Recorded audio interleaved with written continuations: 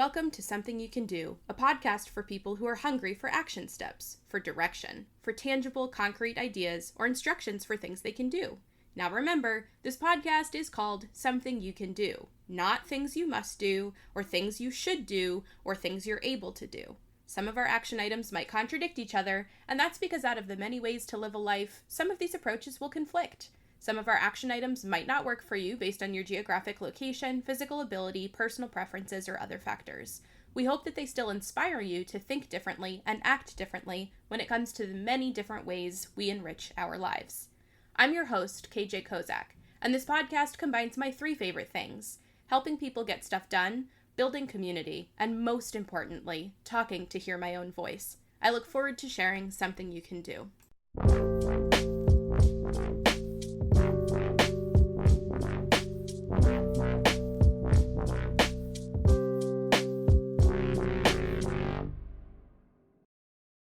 Awesome. I am here with a mentor of mine. She's a coach and consultant in the youth development space. So to share Something You Can Do is Tabitha May-Taleb. Tabitha, what is something you can do? Well, I can ask questions, real questions, lots of them, all the time. Oh, that's so good. I love this. So, tell me a little bit about asking questions. So I love questions. I think it's the foundation superpower of all the things. I could talk about it forever, but mostly it's just fun. It's just fun. It makes me feel like I'm a little kid again, and that the world is like just full of things I don't know, and I just love it. It's my favorite thing to do. I love that so much. What are the steps for asking a question? Okay, so in my humble opinion, there are 5 not so easy steps to asking a question. The first one is you have to be curious. You have to be interested. And better yet, like when we have those moments where we're like feeling super judgy about something, flipping that and being curious again. So that's step 1. Step 2 is we need to be vulnerable, because asking questions is a risk. Like all kinds of things could happen. You can get any answer you want. You might offend someone. You might learn something that you wished you didn't know. So you need to be like vulnerable and ready for that. Step 3 is you need to think about your words. It's not just about like spewing, like you need to think about the words that are going to be part of your question and how those are going to be and how those are going to land. And step 4 is you need to make sure it's a real question. This is where I feel like people fall short. It can't just be a statement with a question mark at the end, or a question that you're like trying to trap someone. Like, I know the real answer and you got to figure out what it is. It has to be like a real question. And then step 5 is you got to be prepared for the answers. Like when you ask a real question out of genuine curiosity, who knows what's going to come out of the mouth of the person you're asking the question of. So you have to be ready for the answers, the feelings, the reactions. You got to be ready for it all. So those are my five steps. Wow, that is so comprehensive. And like, I feel like this is distilling down. I can tell that this is distilling down like many years of practice and experience. What brought you to asking questions? You said it makes you feel like a little kid again. Like, where did this come from for you?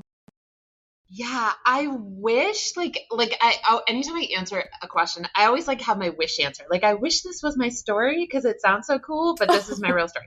So I wish it could be like, oh, I was that little kid that just asked questions nonstop. And I mean, I don't know, my mom listens to everything I do. So Mom, maybe you can in the comments section say maybe that was me. I don't think that was me. Like, I think I was a silent, like curious, like pent up introvert. And so then when I started like studying counseling and coaching and dialogue facilitation, I think like it busted open and I was like, woohoo, I can learn things by asking questions.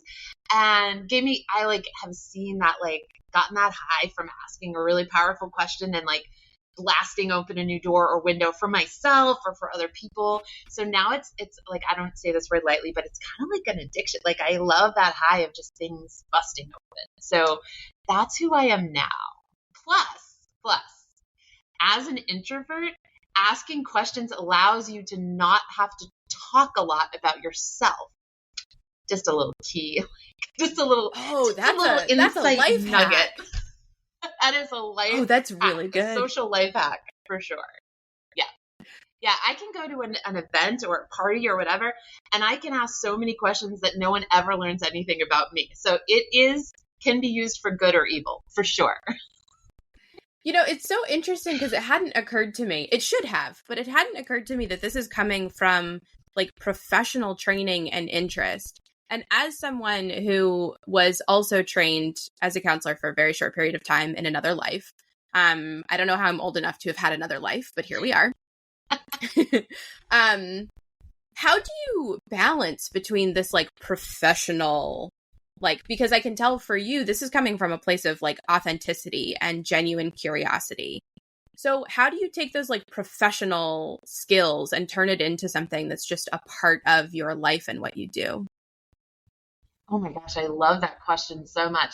I mean, I think the first thing is like, I've had many lives, right? Like I go to school for something, I try it for 5 minutes, and then I'm like, I hate that. But what I've realized is I take those skills and they become part of my personal and professional life, even though like I was a professional counselor for like 5 minutes, literally. And then I was like, I really hate this. But I loved asking questions and I loved deep listening and I love connecting with people. And so I kind of brought that into my next phase. But I think, the other thing that feels really real for me is I believe pretty deeply that we cannot be a different person in our professional life than we are in our personal life. And I know that's controversial. But I can't be that way. Authenticity is my highest value. So these are skills I use and practice in my professional life and my personal life to like help me grow. And so it's just kind of what I do. And I don't do it well all the time. In fact, I joke about like when I'm doing trainings and stuff, I'll be like, I'm going to teach you this skill. And if you ask my husband and children, they'll be like, she sucks at that. Like, it's like ongoing stuff, right? So it's like always in practice in all the spaces. Absolutely. I can't believe that we haven't bonded over both being failed therapists. That's wild to me. I won't say failed. We both would have been really good at it if that was our calling. I can't believe we haven't bonded over having tried to be therapists and then it wasn't our calling. So that's a podcast for another day. It totally is. Yeah. I mean, I'm like so pro therapy. I think everyone needs a good counselor. I was terrible for all the reasons. All the reasons. I'm right there with you. I think it's really interesting, like, that there are other ways. And I think that does come back to this, that, like, for both of us, there are other ways that we want to use these people building skills, these people helping skills, these skills of inquiry that are not for us being professional licensed therapists. I mean, I think there's something to be said for like those core skills that you build as a therapist. Those are human skills. Like if everyone had those skills, maybe we wouldn't need so many therapists, right? Like if we all knew how to ask great questions, how to listen deeply, how to make authentic connections with humans, like maybe we just kind of all be good. Totally. And I tell people often, like, I'm professionally trained in listening and asking questions and repeating things back. So actually, like, so what else is involved? I love the way that in your list, you had all of the elements, not just of asking the question, but what comes before and what comes after. So what else do you think is involved in asking questions? Yeah, I think, it is a whole thing. I think there's been so much talk, I feel like in the last, 5 to 8 years about like speaking your truth and like being real and saying the thing and yes, and like that only works if you don't care about the person you're spewing your words at, right? Like, so I think what's beautiful about questions is it is a two-way engagement here, right? So like if my question's not coming from genuine curiosity, if I have an agenda with my question, it's not a real question and it's not a two-way street, right? If I ask a question and I don't actually take in all the information you give me in response, including your body language, your energy shifts, all that stuff, if I don't take that in, I'm not actually taking in the answer to the question that I asked. And if I'm not prepared for you to have whatever response to my question that you have as your authentic response, then it's not about me. It's not about you. It's about me. It's about what I want to know, which I think is another mistake we make with questions. Like, we make questions based on our agenda, and it is about our curiosity, but it's really about the other person. So asking questions in service of the other person, and like in anticipation of whatever they're going to give you as being okay and real. Man, how do you do that?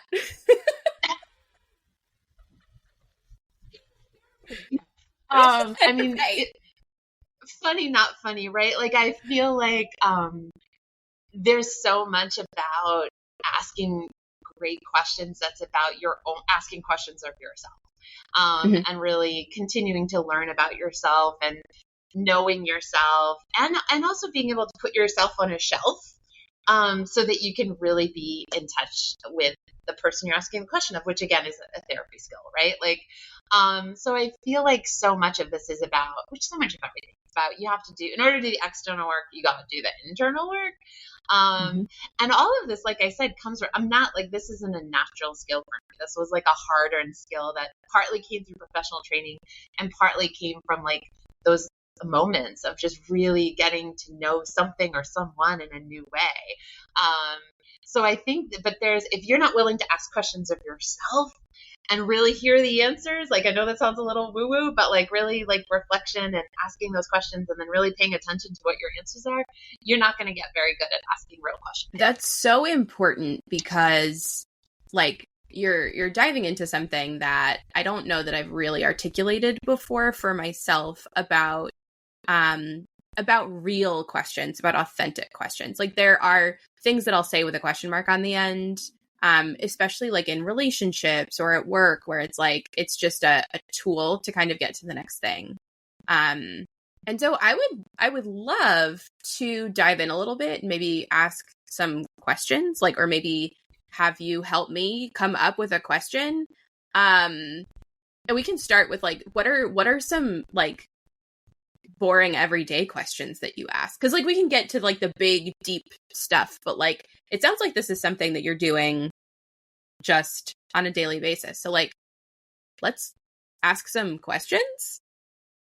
Yeah, sure. That sounds great. How do you want to do this? This is a good, that's a good question. So let's start with like, what is, when you're in your day-to-day, just like living life, not having any, major soul searching moments, although I don't know, maybe every moment is a soul searching moment for you, but assuming that it's not, for our everyday listener who has not done many years of introspection and personal growth and professional training, what's a first question? Making me sound so much more deep than I am. I love it. I am constantly in awe of how authentic and skilled you are. But again, we can have a Tabitha Love podcast another day. Or maybe this will turn into the Tabitha Appreciation podcast, because I want the whole world to have the benefit of these skills. Anyway, so like, what's an everyday question that someone could ask? Like a good starter question. Yeah, I mean, this is going to sound a little like, I feel like this has become a cliche and a joke, but even a question as simple as, are you willing to tell me more? Like, when someone says something, you're like, that was interesting. Just, are you willing to tell me more? Or can you tell me more? But I like to get rid of can and shoulds and woulds are different kinds of questions. But just that kind of, just tell me more, is an interesting way to start. I think for me, I'm trying to think of like really good examples, but there are things we run away from. So any really short, really open-ended question just breaks it open for the other person to share whatever is there, whatever's bubbling up for them. We have discussions, polarized discussions, and asking a question that like just opens up that gray area. Asking someone, I love this one. This one's I don't know if this is every day, but when someone's sort of on their soapbox and so sure of everything they're saying, I love to ask a question like, you're so passionate about this topic. I wonder if there's anything about this that you're not so sure just to kind of get at that gray area and just break open the polarization a little bit. I also, the other one I love is just when someone's just really got a lot to say, or when they feel like there's a lot of emotion or energy around where they're at, just a question about like, what's at the heart of the matter for you? Like just getting to that, like, what's the most important thing about what you're feeling or saying or sharing? So just questions like that. Oh, that's beautiful. Those are really helpful and also dangerous because people that are listening to this are going to start asking me these questions. So I'm going to have to be prepared for that. Okay, so let's say, like, let's go through your steps together. I'll give you a scenario that's real in my life. And then if you don't mind, like walking me through how that works. I feel like it's a pop quiz. Yeah, go.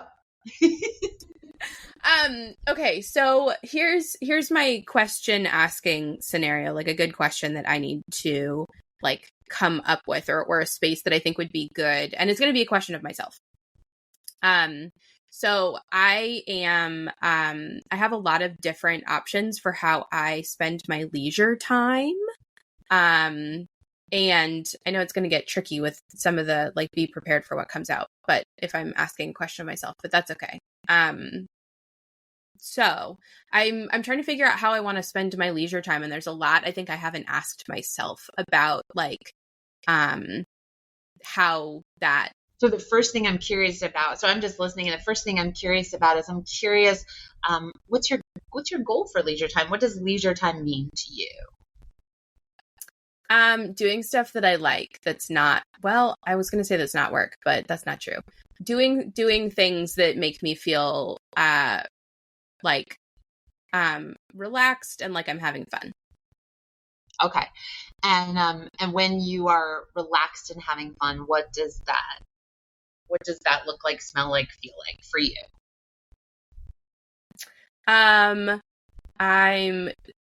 This is so tricky because part of me is like I'm cleaning my house, but it's not that. I have a clean house. And I'm reading and I don't have anywhere to be and I'm eating something tasty. Okay.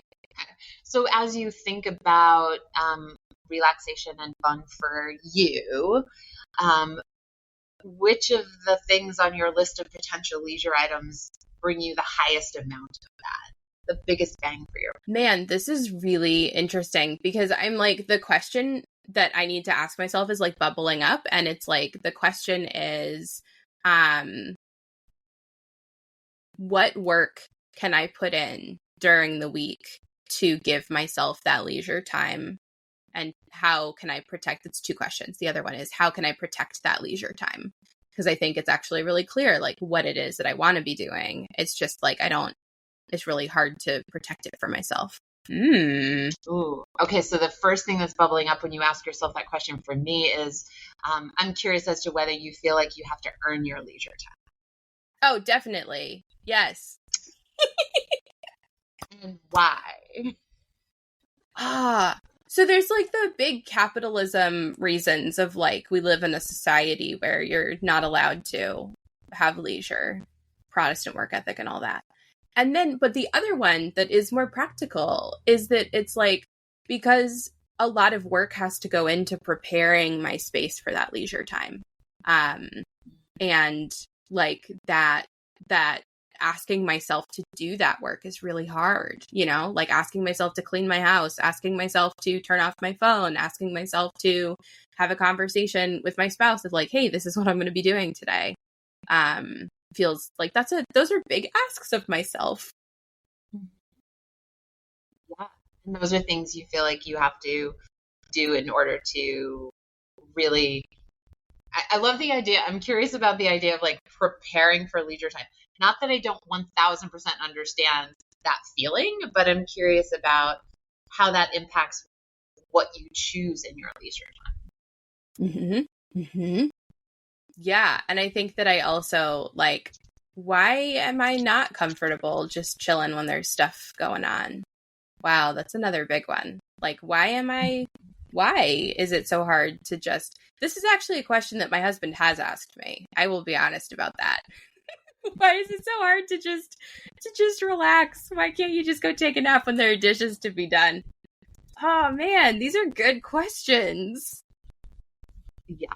And what I love about what you're doing here is not only putting, sort of challenging me to sort of give examples, but I love that you're modeling like when a really good question is asked of you, it triggers this thing in you to ask questions of yourself, which is a great ripple effect for growth and learning and all of that. So you're just like modeling that. I mean, now you're in angst, but you're modeling it really well for everyone. Yeah, well, I appreciate that. And the other thing I think that's interesting, and this is another like subtopic of this like personal growth thing, is that like not everything has to be saved for therapy. Like I am with you that therapy is really important and that it is a really powerful like experience and tool to have a licensed professional to help you with these particular things. But like not everything has to be for therapy. Like these really deep questions that I can ask myself can be things that I take into therapy, or that I now am able to be like, all right, maybe my spouse is onto something. He always is. He's always right. It's very frustrating for someone who's used to always being right. But that these are things that that we can do on our own that help us in these other situations, and not everything has to be like saved for later. Absolutely. And again, like thinking about the ripple effect, one, being able to access these tools for yourself whenever you need them, and not just being able to access them in your therapy appointment. And again, very pro therapy here, but also the rippling of like, being able to listen to other people's questions in a different way, being able to ask someone a question and create learning for them, but also learning for yourself. Like there's such a ripple effect with great questions that just goes on and on. Mm-hmm. And I think another thing that here's my big question thing that I've been working on, that is my biggest podcast pet peeve, is when podcast guests, and this is actually also an academics thing. Academics will do this when it's a question that's really more of a comment, or where it's like it takes 3 paragraphs to get to the question. And this is mostly annoying to me when people start with, I have a question. If you say I have a question and then you start a question, like the question should then promptly end, in my personal opinion, the question should then promptly end and put it over to the other person, versus people be like, I have a question for you. So what do you think? And then they go on and share like 3 minutes of their opinion and then end it with like, so anyway, now you talk. Yes. Yeah, and I love that. And I have to say that's a thing as I'm in this coaching field and learning a different way to use questions. That's called, there's a couple of things there. One of two things happen. Yes, you ask me a question, then you talk about yourself for 10 minutes, which like, that's not a question. You're right. The other thing that people do, which I am guilty of, I'm trying to get better at, is stacking questions. Like they ask a question and the person's like, and then they're like, blah, blah, blah, blah, and there's like 10 more questions. And then the person you ask the question of is like, I don't even know what I'm supposed to be answering. Like, I don't even know what I'm supposed to be answering right now. And then there's silence, which makes people uncomfortable. And then you ask 10 more questions. So at this point, there's no way you're getting an answer. So yeah, like those questions are just like, just open it up and like, let it sit there, and let someone digest it and then answer it. So yeah, I think that's crazy for sure. And then that also gets at one of the things that you were talking about earlier, which is these other skills that are involved in asking questions. Because some of the things that makes me think of is like sitting with silence and like that, letting things just sort of sit and being comfortable with that and not feeling like you have to kind of jump in. Is that something that was hard for you at any point? Yeah, absolutely. I think it's hard for everyone. I mean, as humans, we don't like silence. And again, I'm an introvert. So in my own space, I love to be in a silent, quiet room. But in conversation with others, silence makes us all really uncomfortable. Even if you meet someone who you're like, wow, they're really comfortable with silence. They're not. They've just had practice and they understand the power of it. And, one of the things when I'm training facilitators is I say, if you ask a question and there's silence, that's a gold star.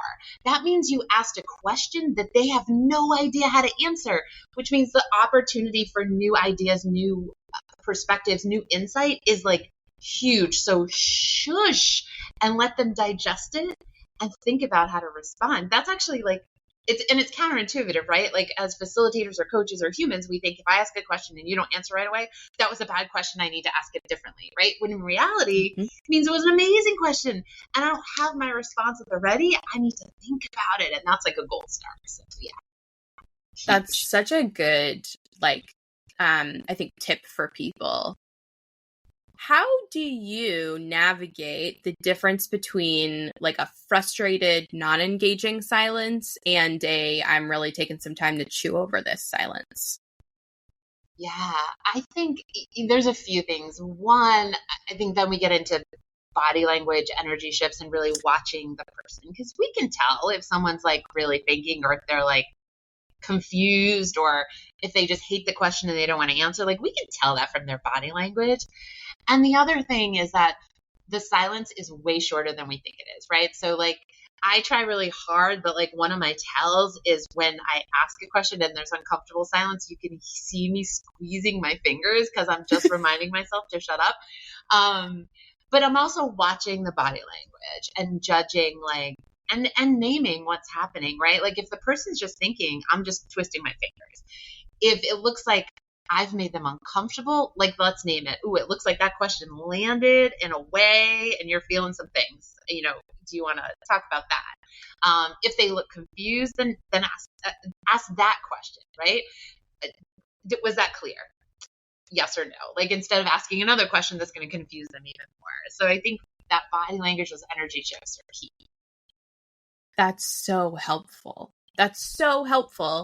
And then my follow-up to that is, do you have suggestions for folks that struggle with body language? Like, how do you get started in that work if that's something that has been challenging for you? Or if you're coming into a culture where the body language is different from what you're used to?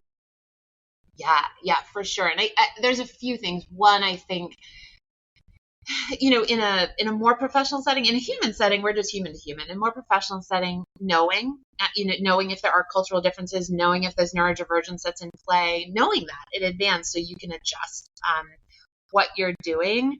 But I also think just letting silence be. I mean, knowing that the other person is probably just as uncomfortable with silence as you are, and they're going to give you something at some point.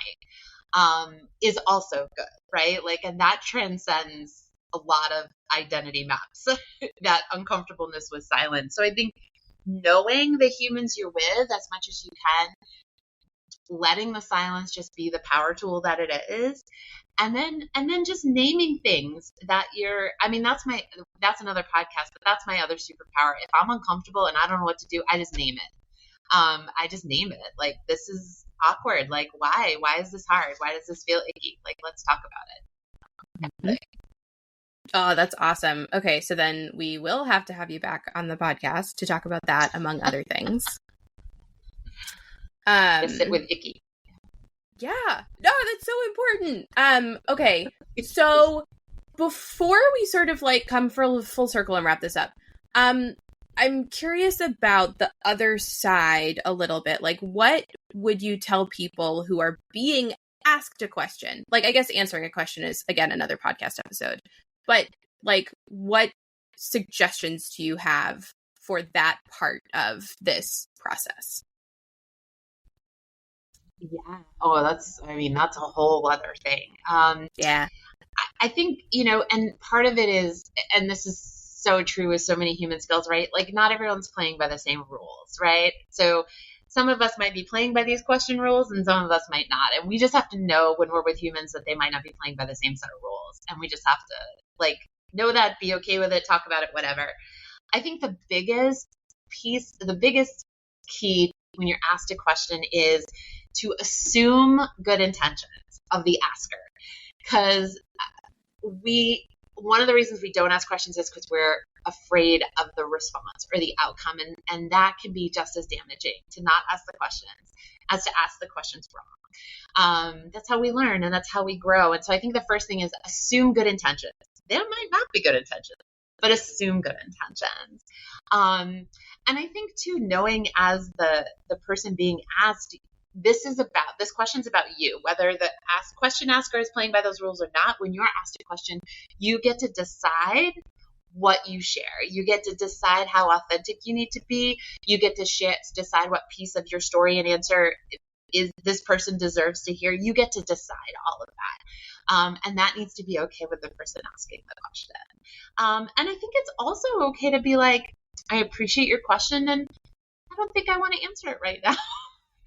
Because again, it's about you. Like, we're not on a, I'm on a podcast. I signed up to answer questions, right? But like, that's not always the case human to human. It's okay for us to be like, I don't really want to answer that right now, or I'm going to share this much and the rest I'm going to keep because that's my story, and you haven't earned that piece of my story yet, or you haven't earned that nugget yet. So I think that's okay to say too.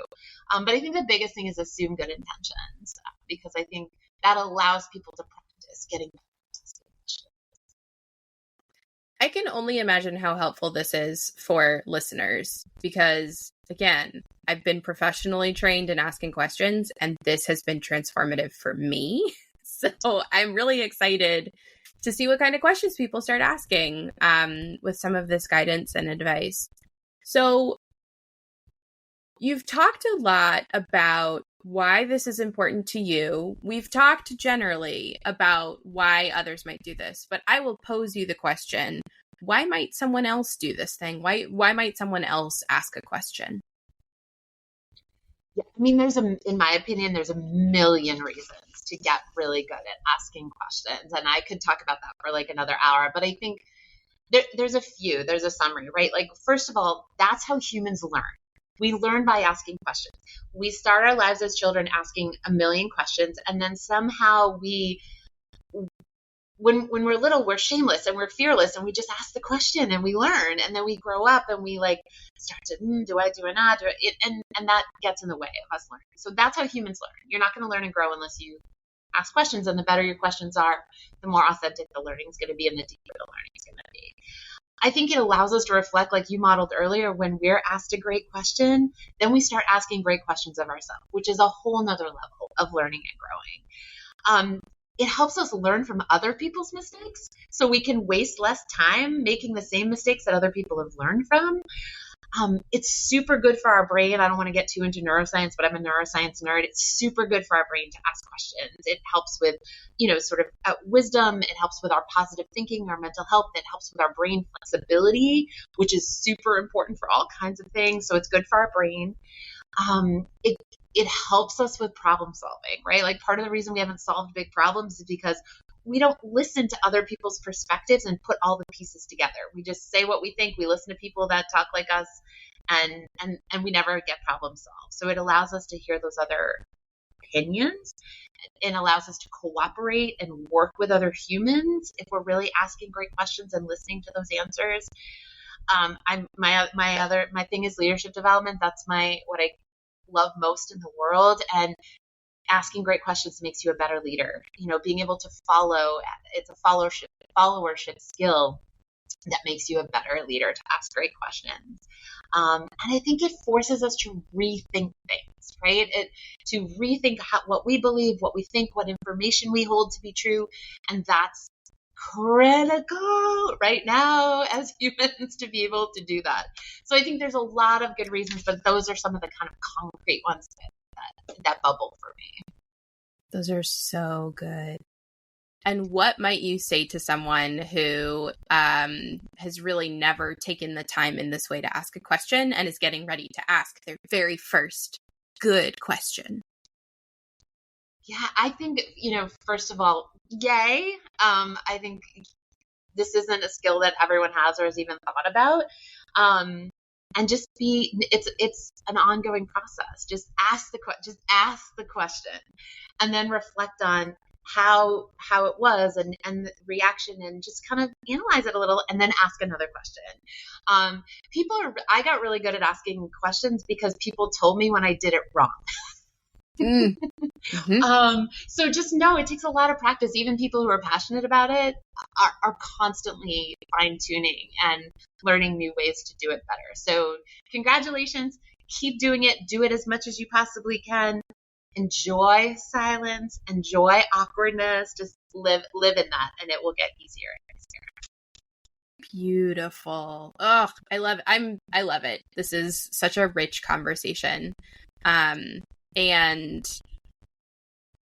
yeah, incredible.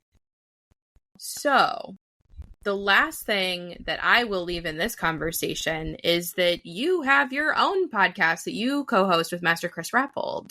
Can you just share a little bit about the Growth Blueprint and how you bring questions in there and what listeners here might get if they travel over to the Growth Blueprint? Yes, please travel over to the Growth Blueprint. I can't say Growth Blueprint. This is what Chris it's picks a lot on me of about weird all the syllables. time. Like, why did you choose the name of a podcast that you can't say? But the Growth Blueprint, we're on a quest. We are both leadership development nerds, and we are on a quest to learn as much as we can about the kinds of containers that build leadership and build character and what the through lines are. So we've talked to martial artists, we've talked to teachers, we've talked to researchers, and we're hoping to talk to a lot more cool people to just get better at leadership development and character development and put that in all the spaces we can. So yeah, give us a listen. Let us know what you think. Check out Katie's episode here. We're doing a little podcast swap. It was one of my favorites. And let us know what you think. Incredible. Any last thoughts or things that you want to get on the recording about something you can do? No, I mean, thank you for having me. This is I could talk about this forever. And I hope that people listen to this and they just go ask 5 questions and then just think about how it felt. Oh, I love homework. 5. All right, everybody. You have to ask 5 questions and think about how it felt and then report back to us. And I'm really excited to hear about how asking questions goes for everybody. Incredible. Tabitha, thank you so much for coming on this podcast and sharing your wealth of experience. I'm excited. You're going to have to be a recurring guest now, so buckle up. I would be happy to. This was super fun nerding out over questions with you. Love it. Yay. This has been another exciting episode of Something You Can Do podcast. We hope that you learned something new that you can do, or thought differently about an old thing that you can do.